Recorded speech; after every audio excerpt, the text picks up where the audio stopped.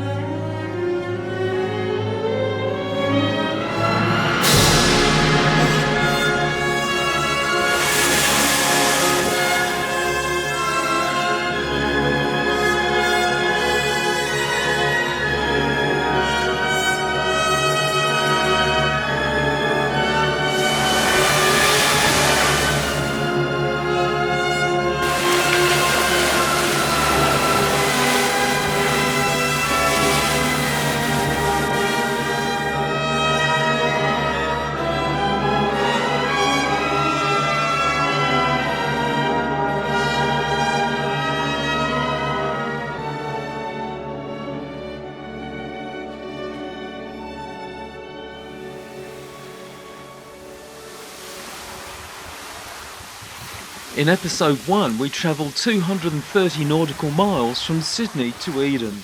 Just doing some boat maintenance or ship maintenance, retightening the wedges that hold the mast into the partners. That's quite a big job. And we're just re-greasing all the Perel beads. So the Perel is a line that stops the yard from sliding side to side, so we really need it for the next trip. And the old one is a bit tired, probably would have done the job, but we're just replacing it to be safe. The whole thing melted. And a mixture of beeswax and Stockholm tar is used to waterproof the canvas cover. Despite the weather, the locals flock to see the Duyfken. After all, it's not every day a 16th century tall ship comes into port.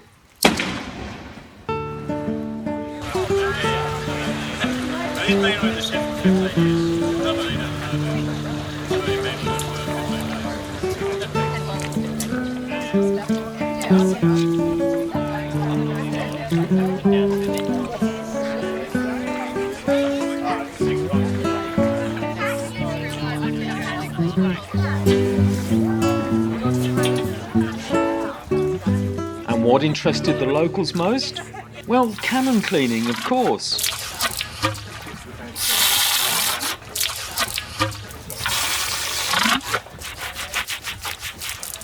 After every fire, it's got to be cleaned. Get the residue of the black powder out and the paper wadding. Oh, yeah. Slow down. And the next job is retensioning the rig. So Eden, how do you tension the rig? Right, these big things are shrouds. They go up and around the mast and come down in pairs. So, and when they come down, it's seized around this. This is the dead eye, and between that and that dead eye is this thing called a lanyard. When you pull down the lanyard, you pull the dead eyes closer to each other, and that pulls the shrouds tighter. Today we're doing it for some, not all, but over time they will eventually all get adjusted. And later that afternoon, after finishing all the work, it was time to leave. Leaving Eden after 3 days. And continuing our trip south to Tassie and across the Bass Strait. Good morning, it's Wednesday today. We left Eden yesterday around 4 p.m. and we've motored through the night. It's now 8 a.m, so it's about 16 hours of motoring. We're just approaching Point Hicks off our starboard bow, and we're about 120 nautical miles from Flinders Island, which hopefully we'll be heading for when the wind changes and we can get some sails up. So adding stuff to the tank, that's increasing the pressure. You can then force whatever. We're making grommets. Grommets. Grommets out of old rope to serve as a hank as part of a staysail that we'll be rigging up later in the afternoon. So old rope never dies, it always has a purpose. In this case, it's a purpose to being repurposed as a hank. Quite often we can repurpose old lines as mats. So yeah, there's always a use for it. And maintaining a tall ship is a constant job. Cutting up some leather with a knife into little squares like this. You've got a couple of slits of them, we're going to put holes through them so we can wrap it around the shroud like this, and then stop stuff from chafing against it so it doesn't break. So here we go, we've made our 24 grommets ready for a game of quoits. Not really, no, we're going to mount up a staysail later on. Oh!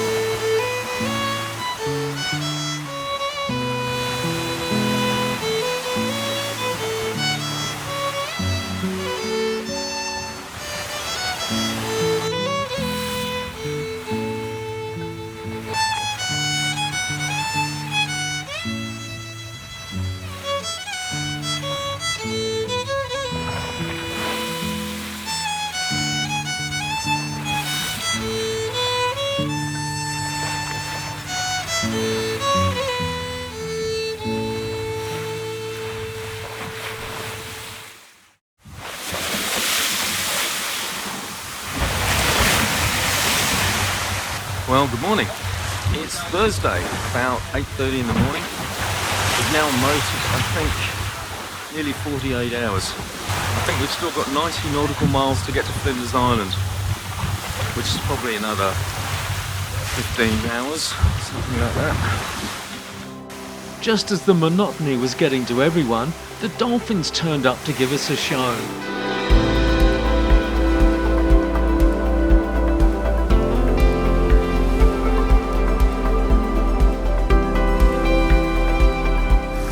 Oh, there's a big pod jumping.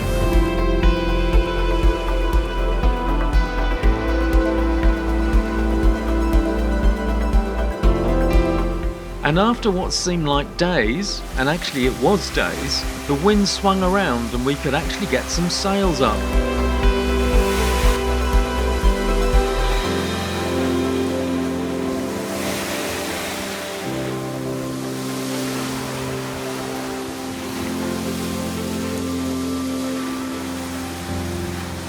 It's about 11 o'clock in the morning. We've put some sails up. The wind's coming from the west, only 5 to 10 knots, something like that, so we're still motoring a bit.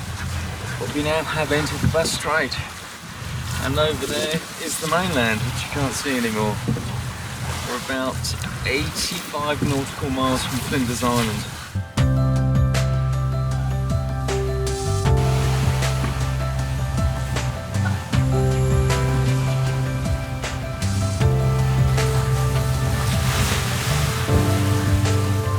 In episode 1 I mentioned we all sleep below decks in hammocks, which can be noisy when the engines are going. Yes, they are close together and you do get to know your fellow crew quite well. Earplugs are suggested. The reason they're so high is that it allows people to move underneath, but the higher you are, the less pendulum motion is felt. Mind you, getting into your hammock can be a challenge, especially when you're tired. But I didn't fall out. The floor is lined with authentic Dutch housing bricks from the 15th century. On the original ship, they were used for ballast.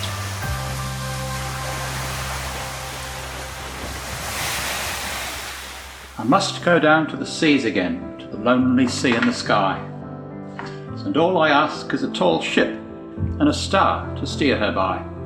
And the wheels kick, and the wind's song, and the white sails shaking, and a grey mist on the sea's face, and a grey dawn breaking. I must go down to the seas again, for the call of the running tide is a wild call and a clear call that may not be denied. And all I ask is a windy day with the white clouds flying, and the flung spray and the blown spume, and the seagulls crying. I must go down to the seas again, to the vagrant gypsy life, to the gull's way and the whale's way, where the wind's like a whetted knife. And all I ask is a merry yarn from a laughing fellow rover, and quiet sleep and a sweet dream when the long trip's over.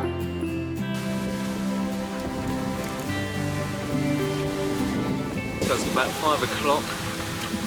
We're off the Tasmanian coast around St Helens.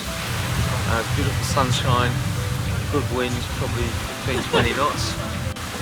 Yeah, just powering along. We're going to try and get to Wineglass Bay before southerly hits tomorrow.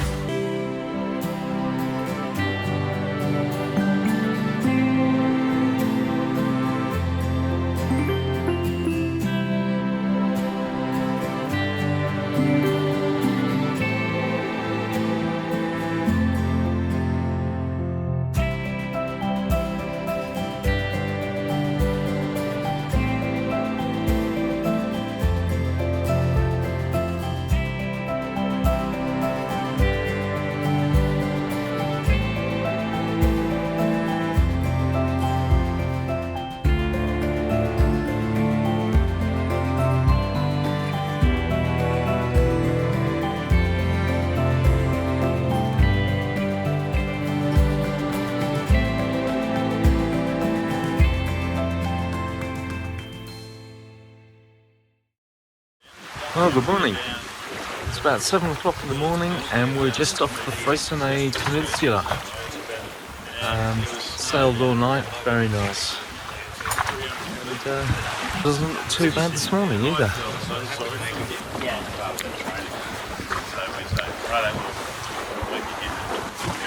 We'll come back and pick up tomorrow.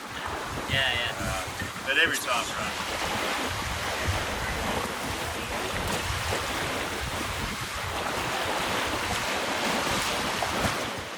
And of course, we weren't the only tall ship heading to Hobart. Whoa!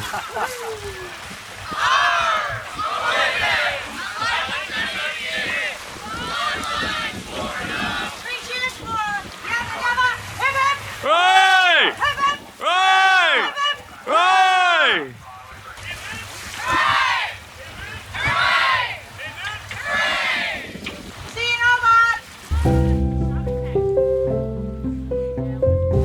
So it's Saturday, it's about lunchtime. The wind has swung around, we're heading straight into it, so we've had to drop all the sails. And then the rain's come as well, as you can see it's bucketing down. We're heading towards our anchorage for the night, which is behind Maria Island. The Young Endeavour passed us, but they've been hit by the rain as well.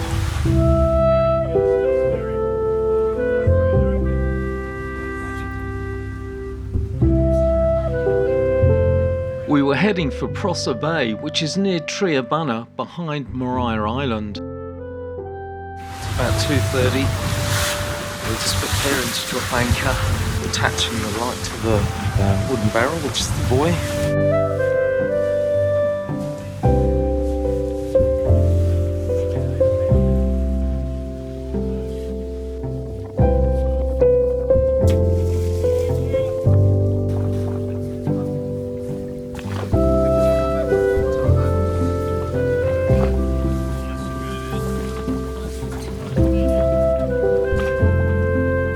Andrew's standing on the anchor cable, feeling through his feet whether the anchor's grabbing.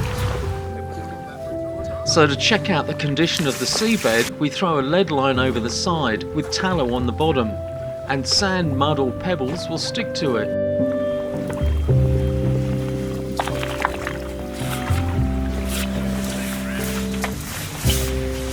Alright, sandy mud.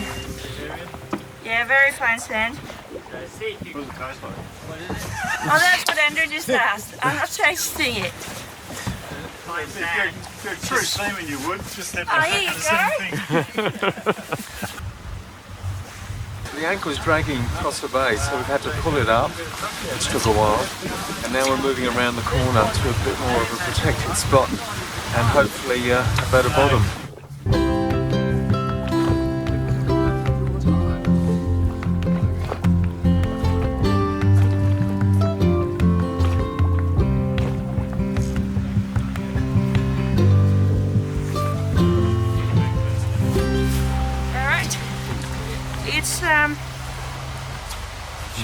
Smooth. Grey smooth. Grey, sticky. Mud. Still not eating it. And speaking of food, the most important person on the boat is the cook. So this is Paula, who's been cooking up a storm all voyage. And hopefully it's not my fault there's a storm. Look at that. Roast lamb.